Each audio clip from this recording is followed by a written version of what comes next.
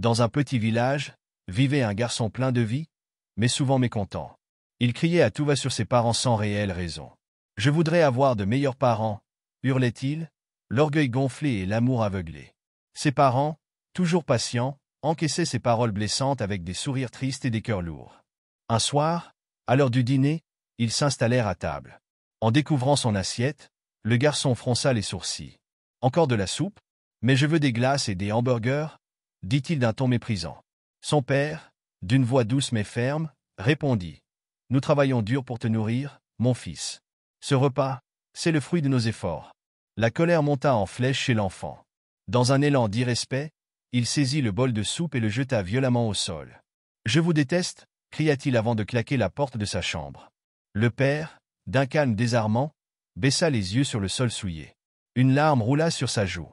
Ce qu'ignorait le garçon, c'est que chaque jour, son père se privait de manger pour que son fils ait suffisamment dans son assiette. Le lendemain matin, alors que le père s'apprêtait à partir travailler, il attrapa sa boîte repas. Le garçon, encore boudeur, décida de le suivre discrètement. Il voulait comprendre ce que son père faisait toute la journée. En arrivant sur le lieu de travail, il vit son père commencer une tâche harassante. Il soulevait d'énormes rochers sous un soleil brûlant. Chaque mouvement semblait une torture. Le garçon, caché, observait en silence. Les heures passèrent. Son père n'avait toujours pas fait de pause, ni touché à son déjeuner. Un mélange de confusion et de culpabilité s'empara du petit garçon. Il ne comprenait pas pourquoi son père endurait tant. Finalement, il sortit de sa cachette, courant vers lui. « Papa, pourquoi tu ne te reposes pas? Tu n'as même pas mangé ton déjeuner » s'écria-t-il. Son père, le visage marqué par l'effort et la fatigue, répondit doucement. « Je travaille pour toi, mon fils.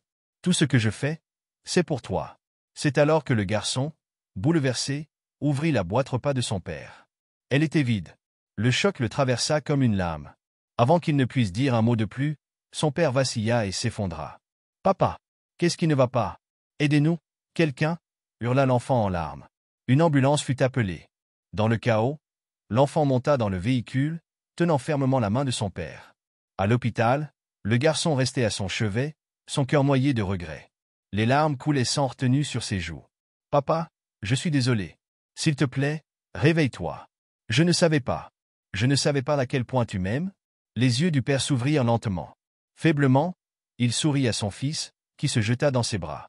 Ce fut un moment de réconciliation, une leçon de vie gravée à jamais dans le cœur du petit garçon. Moralité, l'amour inconditionnel d'un parent est souvent silencieux mais infini. Trop souvent, on réalise la valeur de leur sacrifice bien trop tard. Soyons reconnaissants tant qu'il est encore temps.